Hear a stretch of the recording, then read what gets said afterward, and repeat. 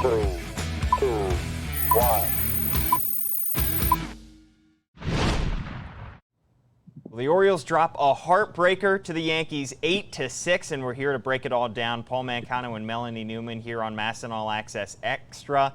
Melanie, absolutely brutal way to lose this one. The Orioles go down 5-0 in the first inning. They battle all the way back, take the lead in the 8th, but then Aaron Judge calls game with a 3-run homer in the 9th. It just seems like the Yankees, just for whatever reason, have the Orioles number. That is now 18 in a row that they have beaten the Orioles.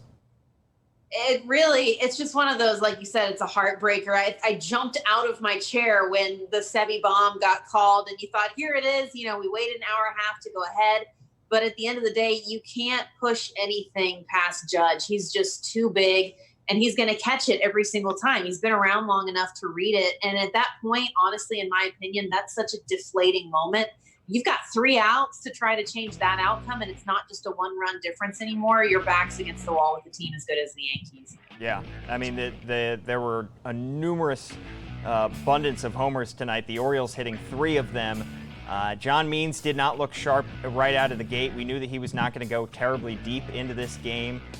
Got through just a little bit more than 3 innings, but he gets touched up with a grand slam by Luke Voit in the first inning. But the Orioles, honestly, their bullpen looked pretty solid up until Cole Sulser in the 9th inning, holding that Yankees lineup to no runs between the first inning and that 9th inning. So at least there was some positive from the pitchers on that end. Oh, yeah, and you have to be excited about that, especially when you look at the last 2 games against Boston and now this game tonight with New York. I mean, Blyer was solid, those 4 straight outs that he had.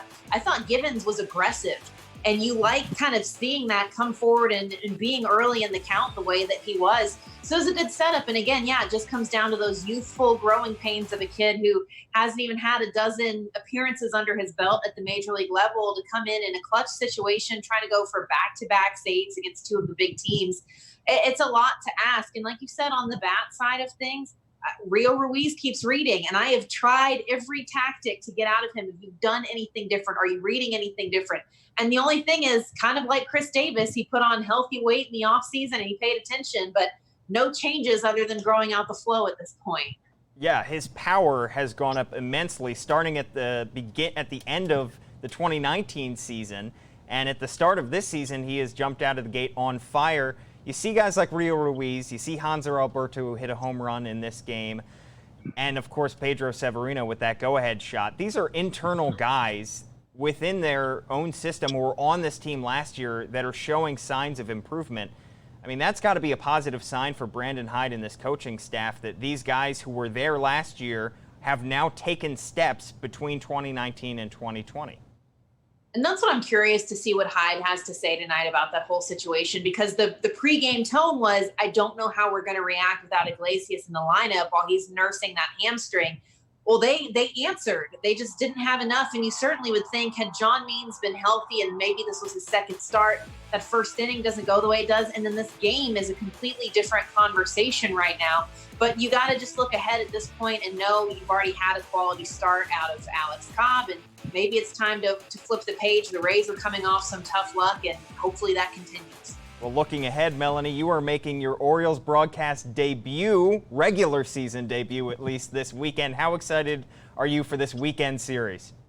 I feel like I can finally not be Moonlight Graham anymore and walking around with my 1 spring and my 1 exhibition game under my belt. So it's really awesome.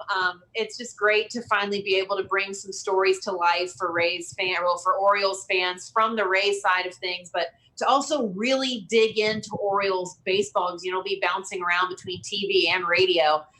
It's a 60-game sprint, so how do you not already feel like all amped up? It's just, let's go. That's right. Well, we can't wait to hear you on MASN, of course, this weekend, to making your regular season debut for the Baltimore Orioles. But in the meantime, thanks so much for hopping on MASN All Access Extra.